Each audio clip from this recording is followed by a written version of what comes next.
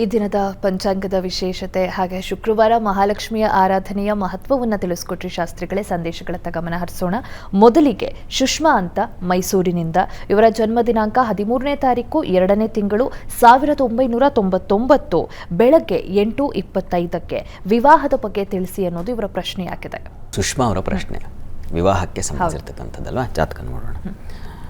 ನೋಡಿ, ತಮ್ಮದು ಕುಂಭ ಲಗ್ನವಾಗಿದೆ.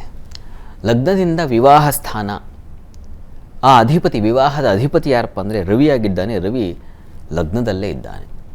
ವಸ್ತುತಃ ಶತ್ರುಕ್ಷೇತ್ರ ಅಂತ, ಶನಿ ಮನೆಯಲ್ಲಿ ಸಪ್ತಮಾಧಿಪತಿ ಬಂದಿದ್ದಾನೆ. ಸ್ವಲ್ಪ ಬಲಹೀನತೆ ಉಂಟಾಗುತ್ತೆ. ಮತ್ತು ಈ ಜಾತಕದಲ್ಲಿ ಈ ಶುಕ್ರ ಬುಧ ಅಷ್ಟಮಾಧಿಪತಿ ಬಂದು ಸೇರಿದ್ದಾನೆ. ನಿಮ್ಮ ಜಾತಕಕ್ಕೆ ಬುಧ ಅಷ್ಟಮ ಸ್ಥಾನದ ಅಧಿಪತಿ, ಅಷ್ಟಮಾಧಿಪತಿ ಸಪ್ತಮಾಧಿಪತಿ ಒಟ್ಟಾಗಿಬಿಟ್ಟಿದ್ದಾರೆ. ಹೀಗಾಗಿ ರವಿ ಬುಧ ಗ್ರಹಗಳ ಶಾಂತಿ ಮಾಡಿಸೋದು ಅಗತ್ಯವಾಗಿದೆ.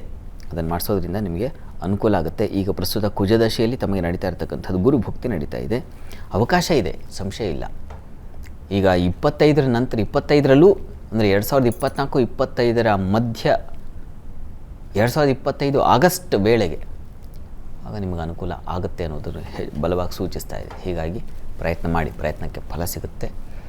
ಈ ಶಾಂತಿ, ರವಿ ಮತ್ತು ಬುಧ ಶಾಂತಿ ಎರಡನ್ನು ಮಾಡಿಸ್ಬೇಕು. ಅದನ್ನು ಮಾಡಿಸಿ, ಒಳ್ಳೆಯದಾಗಲಿ. ಮುಂದಿನ ಪ್ರಶ್ನೆ ಶಾಸ್ತ್ರಿಗಳೇ. ಅಜಯ್ ಕುಮಾರ್ ಅಂತ ಕೋಲಾರಿಂದ, ಇವರ ಜನ್ಮ ದಿನಾಂಕ 7ನೇ ತಾರೀಕು 5ನೇ ತಿಂಗಳು 1994, ಸಮಯ ಮಧ್ಯಾಹ್ನ 3:05ಕ್ಕೆ. ಮದುವೆ ಹಾಗೆ ಮುಂದಿನ ಕೆಲಸದ ಬಗ್ಗೆ ತಿಳಿಸಿ ಅನ್ನೋದು ಇವರ ಪ್ರಶ್ನೆ. ಅಜಯ್ ಕುಮಾರ್ ಅವರ ಪ್ರಶ್ನೆ ಮದುವೆ ಹಾಗೂ ಕೆಲಸದ ಬಗ್ಗೆ ಕೇಳಿದ್ದಾರೆ. ಜಾತಕ ನೋಡೋಣ. ನೋಡಿ, ತಮ್ಮದು ಕನ್ಯಾ ಲಗ್ನ. ಲಗ್ನದಿಂದ ವೃತ್ತಿ ಸ್ಥಾನ ಗಮನಿಸೋಣ. ಮೊದಲಿಗೆ ಕೆಲಸ ಬಲವಾಗಿರಬೇಕು, ಆಮೇಲೆ ವಿವಾಹ ನೋಡಬೇಕು. ಕೆಲಸದ ಅಧಿಪತಿ ಭಾಗ್ಯಸ್ಥಾನದಲ್ಲಿದ್ದಾನೆ, ಬಹಳ ಒಳ್ಳೆಯದು. ಬುಧ ತುಂಬ ಚೆನ್ನಾಗಿದ್ದಾನೆ ಭಾಗ್ಯದಲ್ಲಿ. ನವಾಂಶದಲ್ಲೂ ಬುಧ ಮಿತ್ರಾಂಶ ತೆಗೆದುಕೊಂಡಿರೋದು ತುಂಬ ಒಳ್ಳೆಯದು. ಸಪ್ತಮಾಧಿಪತಿ ಗುರು ದ್ವಿತೀಯದಲ್ಲಿದ್ದಾನೆ, ಶುಕ್ರನ ಮನೆಯಲ್ಲಿ, ತೊಂದರೆ ಇಲ್ಲ. ಅದು ಕೂಡ ಜಾತಕದಲ್ಲಿ ಒಂದು ಬಲ ಅಂತೂ ಇದೆ. ಆದರೆ ಸಪ್ತಮ ಸ್ಥಾನದಲ್ಲಿ ಕುಜ ಮತ್ತು ಚಂದ್ರರಿದ್ದಾರೆ.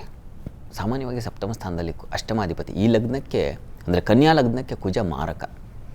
ಹೀಗಾಗಿ ಈ ಮಾರಕದ ಅಧಿಪತಿ ಅಲ್ಲಿದ್ದಾನೆ. ಹೀಗಾಗಿ ಕುಜ ಮತ್ತು ಚಂದ್ರರ ಶಾಂತಿ ಬೇಕು. ಅದನ್ನು ಮಾಡಿಸಿ ಪ್ರಯತ್ನ ಮುಂದುವರಿಸಿ. ಈಗ ಪ್ರಸ್ತುತ ಶುಕ್ರದಶೆಯಲ್ಲಿ ತಮಗೆ ಕುಜನ ಕಾಲವೇ ನಡೀತಾ ಇದೆ. ಅನುಕೂಲ ಇದೆ, ಕಾಲ ಅವಕಾಶ ಇದೆ ವಿವಾಹಕ್ಕೆ. ಆದರೆ ನೀವು ಕುಜ ಮತ್ತು ಚಂದ್ರರ ಶಾಂತಿ ಮಾಡಿಸ್ಬೇಕು. ಆ ಶಾಂತಿಯಿಂದಾಗಿ ಒಂದು ದಾರಿ ಬಿಡುಗಡೆಯಾಗುತ್ತೆ. ಈ ಗ್ರಹ ಶಾಂತಿಗಳಿಂದ ಏನಪ್ಪ ಅಂತಂದರೆ ನಮ್ಮ ಹಾದಿಯನ್ನು ಸುಲಭ ಮಾಡಿಕೊಡ್ತಾರೆ. ಗ್ರಹಗಳ ಆರಾಧನೆಯಿಂದ ಯಾವ ಗ್ರಹ ನನಗೆ ತೊಡಕನ್ನು ಸೂಚಿಸ್ತಾ ಇದೆಯೋ ಆ ಗ್ರಹಾರಾಧನೆಯಿಂದ ಆ ಸೂಚನೆ ಸ್ವಲ್ಪ ಸುಲಭವಾಗುತ್ತೆ. ಬಹಳ ಬೇಗ ಶೀಘ್ರ ಫಲ ಉಂಟಾಗುತ್ತೆ. ಪ್ರಯತ್ನ ಮಾಡಿ, ಒಳ್ಳೆಯದಾಗಲಿ. ಮುಂದಿನ ಪ್ರಶ್ನೆ ಶಾಸ್ತ್ರಿಗಳೇ. ತುಮಕೂರಿಂದ ಉಮೇಶ್ ಅಂತ, ಇವರ ಜನ್ಮ ದಿನಾಂಕ 13ನೇ ತಾರೀಕು 8ನೇ ತಿಂಗಳು 1982 ಬೆಳಗ್ಗೆ 7:35. ಇವರ ಪ್ರಶ್ನೆ, ನನ್ನ ತಂದೆಯ ಕೆಲಸ ನನಗೆ ಸಿಗ್ತಾ ಇಲ್ಲ, ಕೇಸ್ ನಡೀತಾ ಇದೆ, KB ಆಫೀಸ್ನಲ್ಲಿದ್ದರೂ ಏನಾಗುತ್ತೆ ತಿಳಿಸಿ. ಉಮೇಶ್ ಅವರ ಪ್ರಶ್ನೆ, ಅವ್ರ ಪಾಪ ತಂದೆ ಕೆಲಸ ಪ್ರಯತ್ನ ಮಾಡ್ತಾ ಇದ್ದಾರೆ, ಅದಕ್ಕೆ ಆಗ್ತಾ ಇಲ್ಲ ಅಂತ. ಜಾತಕ ನೋಡೋಣ. ಕಾಲ ಬರಬೇಕು, ನಮಗೆ ಯಾವ ಫಲ ಬರಬೇಕಿದ್ರೂ. ಈಗ ನೋಡಿ, ತಂದೆಯ ಕೆಲಸ ಅನ್ನೋದು ಅದು ಅದೃಷ್ಟವೇ. ಯಾಕೆಂದರೆ ತಂದೆಯ ಸ್ಥಾನ ಕೂಡ ನವಮವೇ, ಅದರ ಬಲ ಚೆನ್ನಾಗಿರಬೇಕು. ನೋಡಿ, ಇಲ್ಲಿ ತಮ್ಮದು ಸಿಂಹಲಗ್ನವಾಗಿದೆ. ಲಗ್ನದಿಂದ ನಿಮಗೆ ಕರ್ಮಾಧಿಪತಿ ಭಾಗ್ಯಾಧಿಪತಿಯಾಗಿರ್ತಕ್ಕಂಥವನು ಒಬ್ಬ ಕರ್ಮಾಧಿಪತಿ ಶುಕ್ರ, ಭಾಗ್ಯಾಧಿಪತಿ ಕುಜ. ಈ ಕುಜನಿಗೆ ಖಂಡಿತ ಬಲ ಇದೆ, ಸಂಶಯ ಇಲ್ಲ.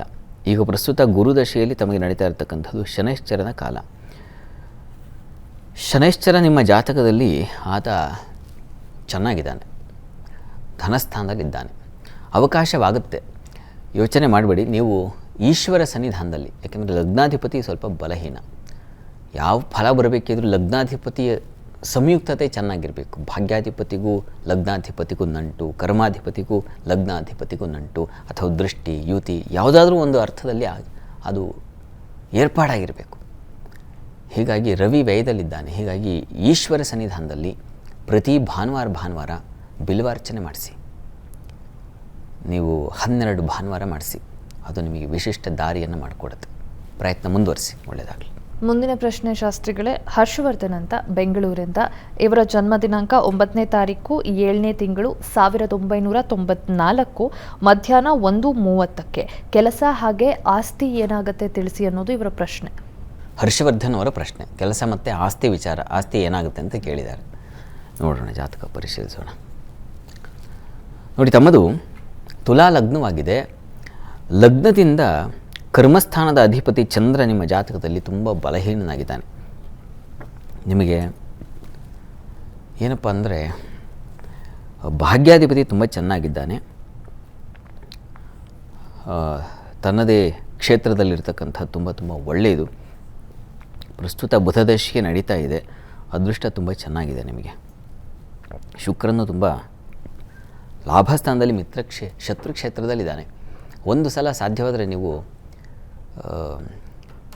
ಶುಕ್ರನಿಗೆ ಮಹಾಲಕ್ಷ್ಮಿ ಆರಾಧನೆ, ಶ್ರೀ ಸೂಕ್ತ ಪಾರಾಯಣ ಮಾಡಿಸಿ. ಸಾಧ್ಯವಾದರೆ 108 ಬಾರಿ ಮಾಡಿಸಿ. ಅದು ನೋಡಿ ನಿಮಗೆ ವಿಶಿಷ್ಟ ಫಲ ತಂದುಕೊಡುತ್ತೆ. ನೀವೇನು ನಿರೀಕ್ಷೆ ಮಾಡ್ತಾಯಿದ್ರೋ ಅದು ಎಲ್ಲವನ್ನ ತಂದುಕೊಟ್ಬಿಡುತ್ತೆ. ಶ್ರೀ ಸೂಕ್ತ ಪಾರಾಯಣ ನಿಮ್ಮ ಮನೆಯಲ್ಲೇ ಮಾಡಿಸಿ. ಯಾರನ್ನಾದ್ರೂ ಒಳ್ಳೆಯ ಪುರೋಹಿತರನ್ನ ಕರೆಸಿ ಶ್ರೀ ಸೂಕ್ತ ಪಾರಾಯಣ ಮಾಡಿಕೊಡಿ 108 ಬಾರಿ ಅಂತ ಹೇಳಿ ನೋಡಿ ಫಲ ಹೇಗಾಗುತ್ತೆ ಅಂತ. ಒಳ್ಳೆಯದಾಗಲಿ. ಸಂದೇಶಗಳಿಗೆ ಉತ್ತರವನ್ನು ತಿಳಿಸ್ಕೊಟ್ರಿ ಶಾಸ್ತ್ರಿಗಳೇ, ಪರಿಹಾರಗಳನ್ನು ಕೂಡ ತಿಳಿಸ್ಕೊಟ್ರಿ.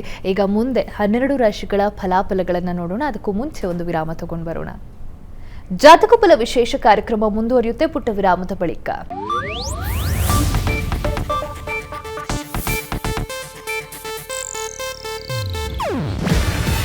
ಇದು ಏಷ್ಯಾನೆಟ್ ನ್ಯೂಸ್ ನೆಟ್ವರ್ಕ್ ಪ್ರಸ್ತುತಿ. ನೀವು ನೋಡ್ತಿದ್ದೀರಾ ಏಷ್ಯಾನೆಟ್ ಸುವರ್ಣ ನ್ಯೂಸ್.